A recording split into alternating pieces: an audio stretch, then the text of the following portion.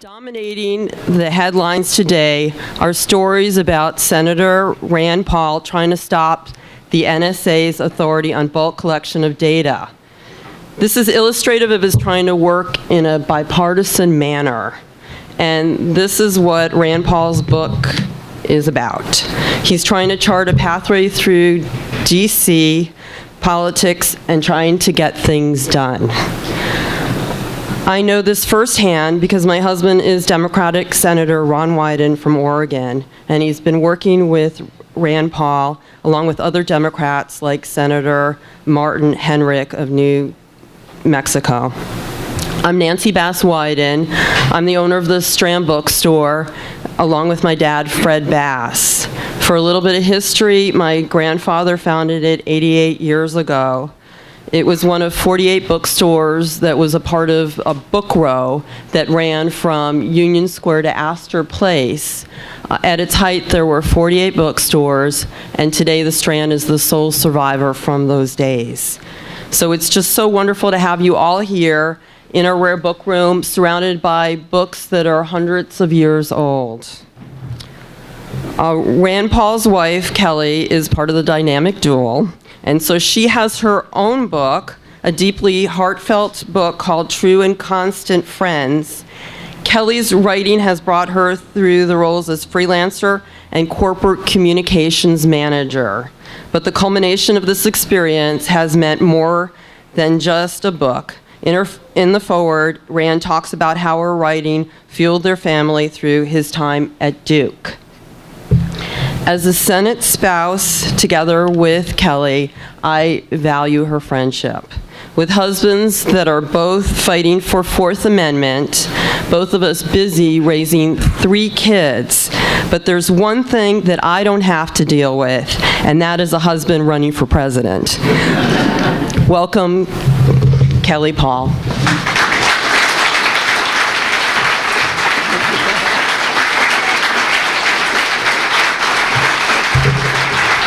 Thank you. Thank you so much. Thank you, Nancy. It's a real honor for Rand and I to be in here in the Rare Book Room at the Strand. This is an amazing bookstore, and I really appreciate Nancy for inviting us and putting together this wonderful event for us. And I also really have enjoyed getting to know you and appreciate our friendship in the Senate Spouses Group. I believe there is incredible power in friendship, especially that between women. In my new book, True and Constant Friends, I write about my 32-year friendship with 6 women that I met the very first week of my freshman year in college. Since we graduated in 1985, we have faithfully reunited almost every year, despite the fact that we're scattered all over the country. The book is about the sustaining force of friendship in our lives, but it's also about the women who came before us, our mothers and grandmothers, the first and most powerful sources of love and inspiration in all of our lives. The centerpiece of my book is the story of my own beloved grandmother, Julia O'Toole, who came to this country from Ireland in 1929. She was only 19 years old, and she sailed all alone. To me, my grandmother's humble story epitomizes the American dream and the guiding principles that have made this the greatest country on earth. My brave grandmother, still just a teenager, sailed across the Atlantic alone with just a small bit of money sewn into her clothes. She fled extreme poverty in Ireland, and she came to America with just one hope: to find work so that she could send money home to her family in Ireland. She had a distant aunt named Nora who had worked as a laundress in New York City for years, and she saved for 3 years to buy my grandmother a third-class ticket on the Adriatic, a ship carrying hundreds and hundreds of Irish immigrants who were sailing to America with just one dream and the desire to work hard. When I was a young girl, I loved to listen to my grandmother's stories, which were told in her musical Irish brogue. She was a natural storyteller, and honestly a bit of an exaggerator, as all good storytellers are.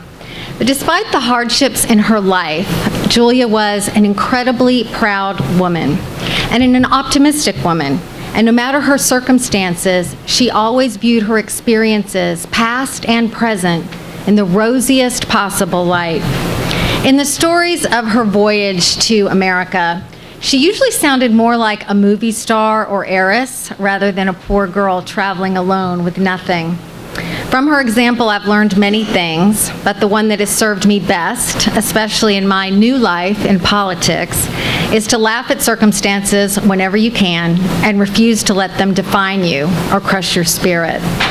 My grandmother was a bit of a snob about the fact that she had a sponsor who paid her ticket on third class on the Adriatic. This meant that she did not have to travel in steerage. If any of you saw the movie The Titanic, you remember the scenes of hundreds of Irish immigrants that were crowded into the bowels of the ship.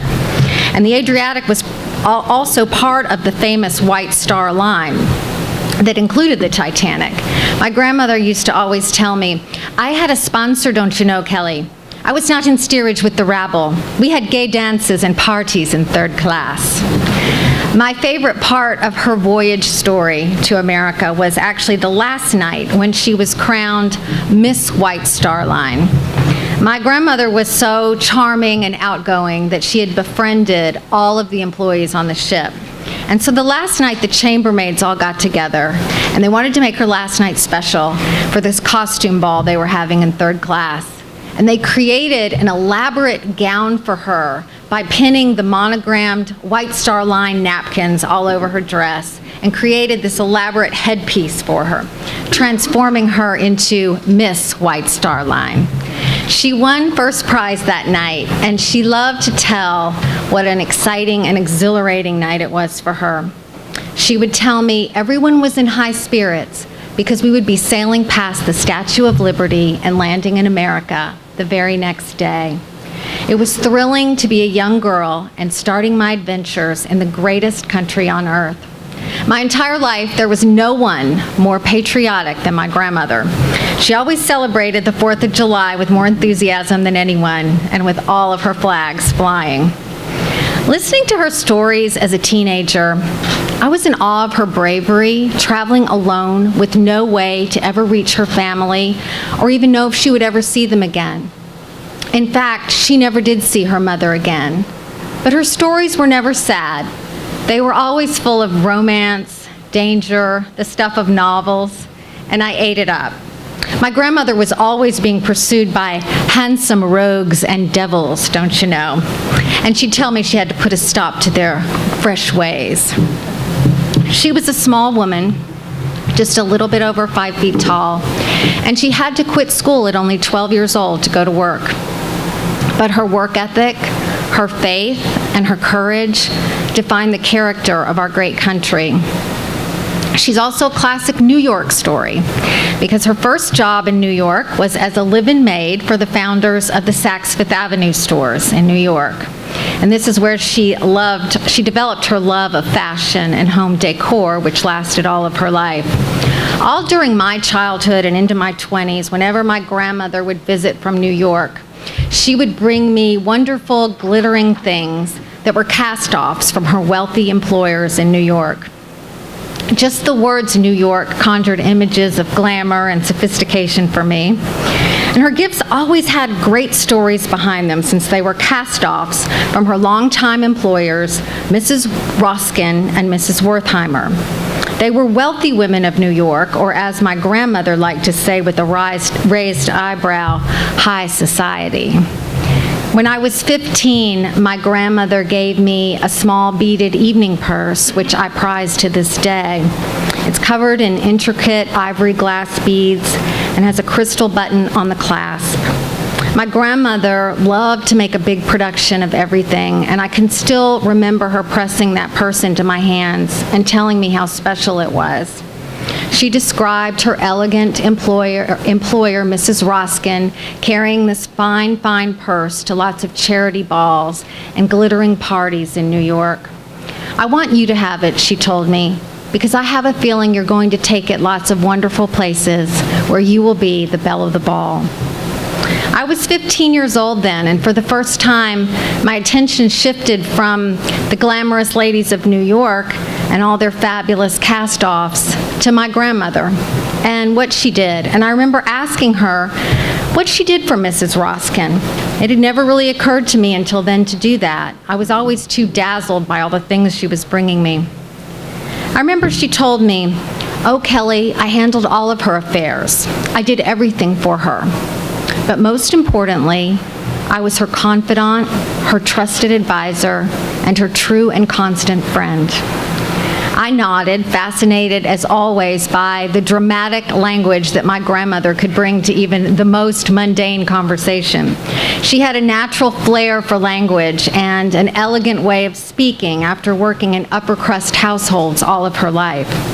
But being 15, it didn't really occur to me in that moment that this was a rather unorthodox job description. After my grandparents drove back to New York in their cavernous Oldsmobile, I was proudly showing my mom this beautiful evening purse and going on and on about how exciting my grandmother's life and jobs had been in New York, when I caught a fleeting sadness in my mom's eyes.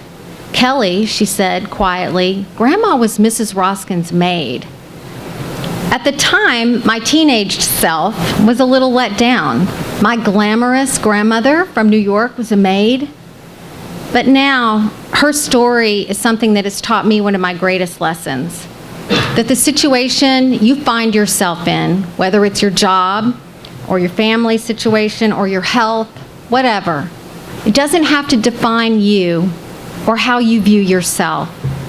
I have no doubt that my grandmother, who worked for Mrs. Roskin for more than 30 years, did become her trusted advisor and her true and constant friend.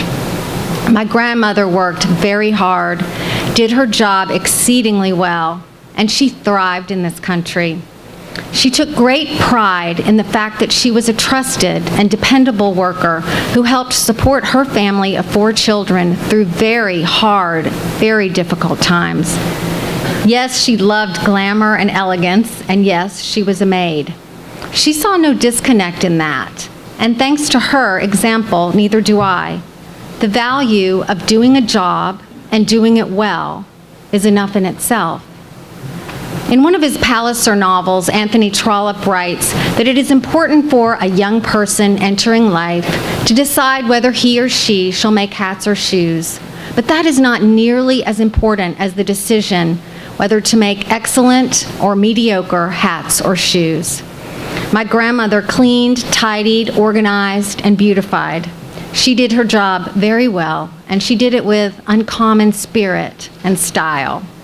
She had the ability to take whatever she had, no matter how small, and truly make it shine. There was something utterly compelling and undeniably American about her optimism. She never felt sorry for herself. She usually put on her lipstick, a Max Factor coral, made a good pot of tea, and had a laugh. 15 years after she passed away, I carried her cast-off purse to the White House Christmas party. As I walked into the foyer, my eyes were wide with the beauty and the grandeur of it all, the dozens of sparkling Christmas trees, the Marine Band in their red and gold brocade uniforms, and all those glittering people standing in historic Marble Hall, smiling. I stood at the entrance and I had to take a deep breath and just look down at my arm, and that little beaded purse just shined, and I knew that my grandmother was smiling. After all, she had an abiding faith in the possibilities of this country. Her optimism, her belief that with hard work, faith, and a great attitude, anything can happen, those are quintessential American beliefs, and they're the legacy of my grandmother, Julia O'Toole. I hope that the stories in my book, this one and others, will remind you of a woman in your life. Rand wrote the foreword to my book, and in it, he shares stories of his grandmothers and how one of them inspired him to become an ophthalmologist. She was so proud when he became a doctor, and I know she would be even more proud of him today. I know I am. Please welcome my husband, Rand Paul.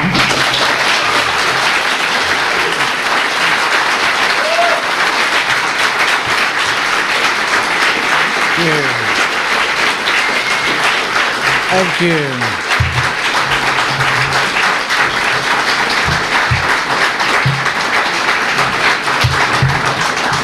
Thank you. Thank you. What a great crowd. And thanks for coming out this evening. I want to thank Nancy Bass Wyden also for inviting us and for being here. Kelley is a great speaker. It's going to be hard to follow after Kelley.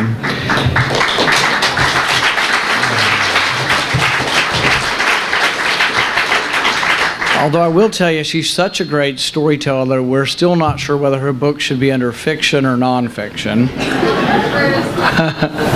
The kids got a kick out of, she was at one bookstore in the last couple weeks giving a speech, and she just happened to be standing in front of a sign that said fiction, and the kids thought that was kind of funny. But the thing that's, I think, great about it is that you read something that is based on real life, based on real fact, but is told in such a way that is told as a great story, and I think Kelley did a great job with it. As Nancy mentioned, her husband Ron Wyden is a senator from Oregon, and he and I work together. And I think what it illustrates about Congress is something that you don't get in the media. The media says that we all hate each other, we're all yelling at each other all the time, and that we're at each other's throats, and there is no collegiality. It's all Republicans hating Democrats. Well, I think the relationship I have with Senator Wyden shows that it's really not that way at all. And I think it's also different than what some people imagine about how we should work together. Because people are always saying, everybody wants you to work together, hold hands, sing kumbaya, we're all going to get along. Well, we don't agree on everything, so that's never going to happen. But some people also think that bipartisanship is, well, split the difference. Okay, if you split the difference, then everybody will be happy. I kind of see it the opposite way. If we split the difference, maybe everybody's unhappy, and you get something that nobody wants. What I like about bipartisanship is, and what I've tried to present in this book is, it should be about the ideas, and it should be about what we think is best. We won't always agree, but it shouldn't be about trying to split the difference to find what's best for the country. Sometimes you'll just find people on the other side of the aisle that you tend to agree with. So Ron likes to refer to our caucus, which isn't that big, as the Bill of Rights caucus, or the Benjamin Franklin caucus, and there's some truth to that. But I don't find that when I work with Senator Wyden that I'm having to split the difference. It just so happens that he's a progressive Democrat and I'm a conservative Republican or a libertarian Republican, and on the issues of privacy, we're exactly on the same page. So what's great about it is I don't find that I have to go to him and say, well, let's split the difference on this or that. We tend to be almost entirely in agreement that the NSA has gone way too far, and that what you do on your cell phone is none of the government's damn business.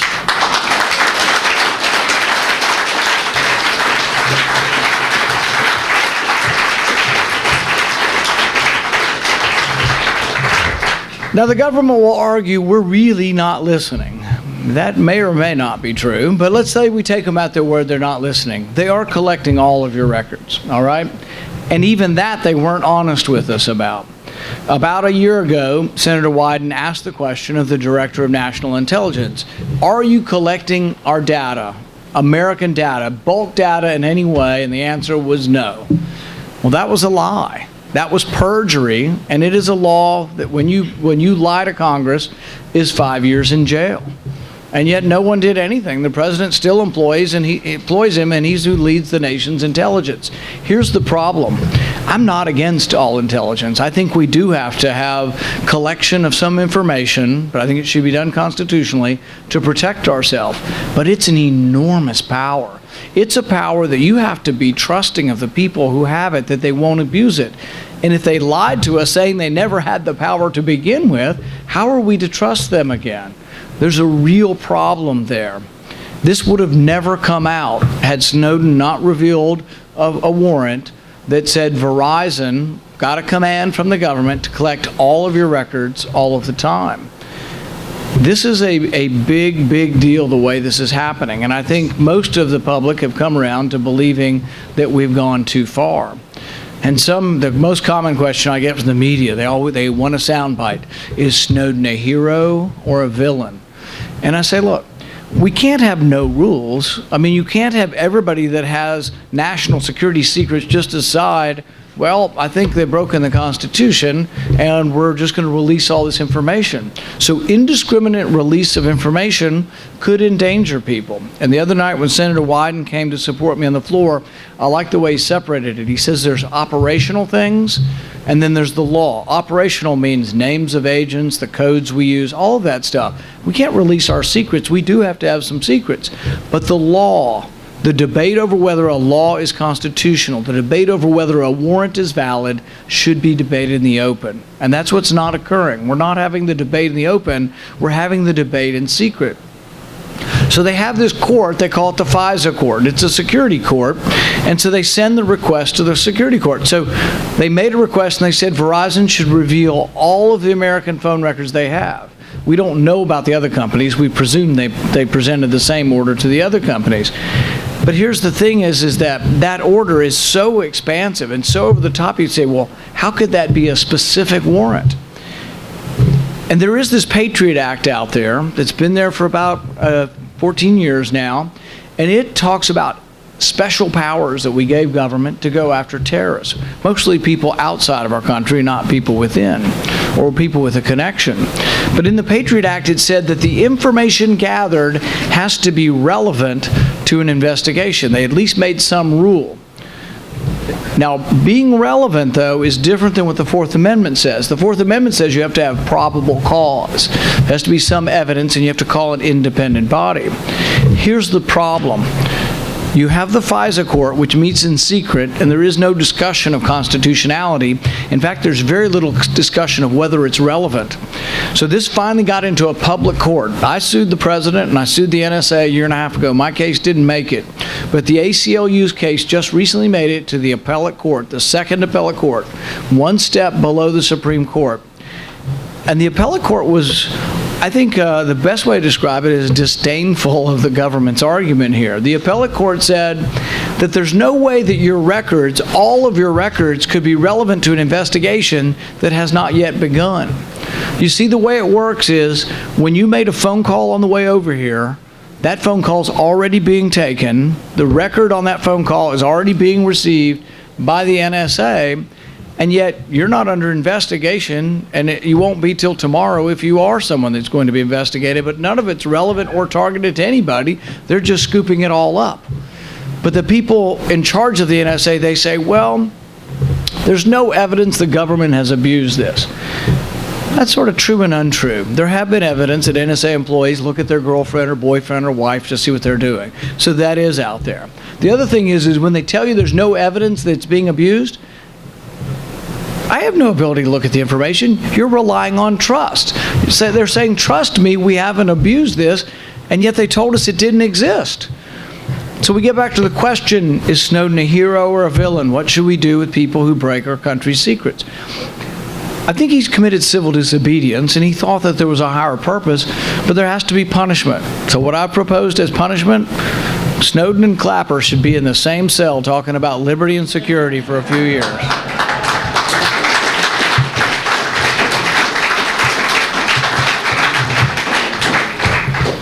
The current debate that we have right now is over whether to extend three provisions of the Patriot Act. One is called Section 215, and it is what they use as justification for the bulk program. But one of the authors of this, James Sensenbrenner, was a congressman who supported the Patriot Act. I think the whole Patriot Act was a mistake, but he supported the Patriot Act, and he wrote part of it, and he's considered to be a co-author. He says nothing in the Patriot Act ever was intended to justify the collection of all of our records. So we're coming upon a deadline, and the deadline happens, I believe it's on a 3 or a 4 year cycle. So they've known for, I think, nearly 4 years now the Patriot Act was going to expire. So what did their leadership do? They waited till Friday night on Memorial Weekend, hoping that we'd consider the weekend to be more important than the Bill of Rights. Well, I had plans. I was supposed to go campaign somewhere, and I just canceled them because I said, you know what, there are things more important than the other things. The Bill of Rights is something that we can't just say, oh, we're just willing to give it up without a fight. Kelley and I both have worked in building homes for veterans who have been severely wounded in the war. We know veterans who have lost 3 limbs in the war. When I ask them, I say, what were you fighting for? They say the Bill of Rights, the Constitution. I took an oath to defend the Constitution, to defend the country. When I think of these young men and what they've sacrificed, and women, what they've sacrificed for our country, I can't in good faith think, well, my goodness, they're over there fighting this war or our Bill of Rights, and we're just going to give up on it so passively. We're just going to say, oh, well, you know, we need this information.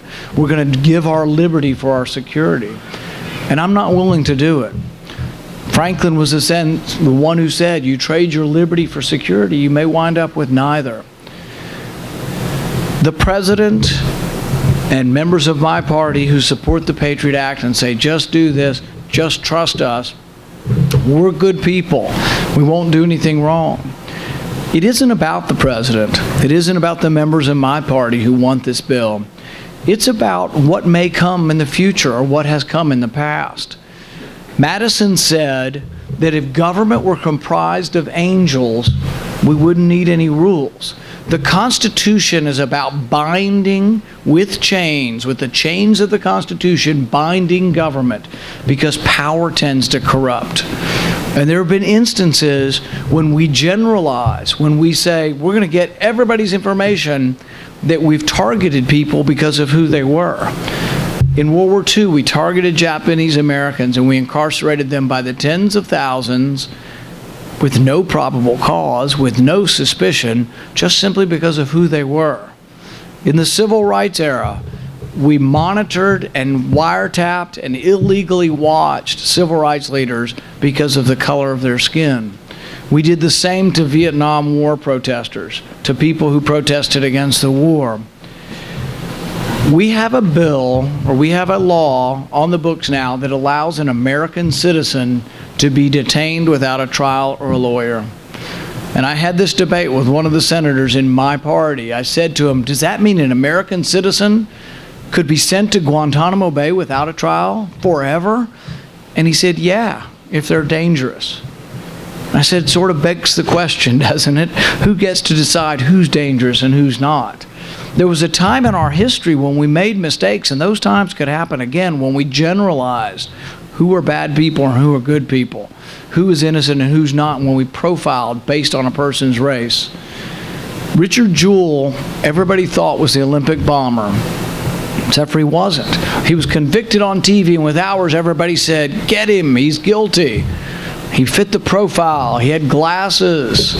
He was introverted. He had a backpack. Certainly he had to be the bomber, but he wasn't. So when people say to you, you really don't need a lawyer or a trial or a judge, that if people look guilty, we ought to go after them. Think about if Richard Jewell had been a black man in 1920 in the South, what would have happened to him? This is not about individuals. It's not whether the president's a bad man or whether members of my party are bad or good. It's about the law, and that the law has to protect us from the time we might have bad leaders, that democracy might produce people of bias. It's about keeping systemic bias out of the law. Our founding fathers said we didn't want the police to write warrants. I played golf with my local FBI agents, and he's like, don't you trust me? And I said, absolutely, I trust you. I think he's a good man. But when I say I want rules that the FBI can't write warrants, that they should have to ask an independent judge, it's about checks and balances. It's about the FBI agent who might belong to the KKK. I'm not saying they do. I'm just saying that's what it's about. It's about protecting us against systemic bias. I think it's an important enough fight to have. I think it's something that goes beyond partisanship. It's something I talk a lot about in the book, among other things.